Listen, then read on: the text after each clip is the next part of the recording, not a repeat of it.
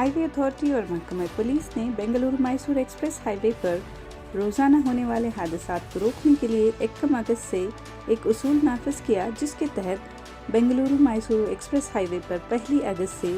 Bikes, auto, tractors वगैरह का दाखिला मुकम्मल तौर पर ममनू किया गया। लेकिन अवाम में इस हुक्म पर कोई अमल दरामद नजर नहीं आया। डीसीपी जानवी ने इस बेंगलुरु मैसूर हाईवे का दौरा किया और देखा कि हाईवे पर सुबह से ही मोटरसाइकिल्स की आमदोरफ्त जारी थी। हमेशा की तरह बाइक्स, ऑटो और ट्रैक्टर चल रहे थे। लेकिन कुछ न्यूज़ एजेंसीज की रिपोर्टिंग के बाद मैसूर पुलिस अलर्ट हो गई और NHAI ने मैसूर के दाखिली दरवाजे पर पुलिस को तैनात कर दिया।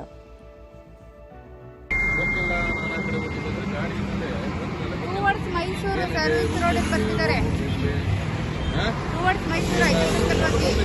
ಸ್ವಲ್ಪ ಟೂवर्ड्स मैसूर ಸಿಗ್ನಲ್ ಹಾಕೊಂಡು ಇರಬೇಕು ಹೆಲ್ಮೆಟ್ ಎಲ್ಲಿದೆ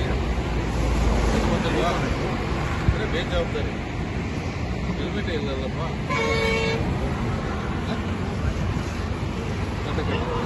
ಒಂದು ವರ್ಷ ಕೈ ಮುರ್ಬೇಕು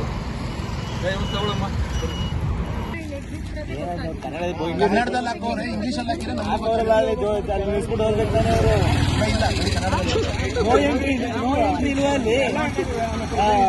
ಅಷ್ಟೇ ಸ್ವಲ್ಪ ನಿಮಿಷ ಮೇಡಮ್ ಬರೆಯೋದು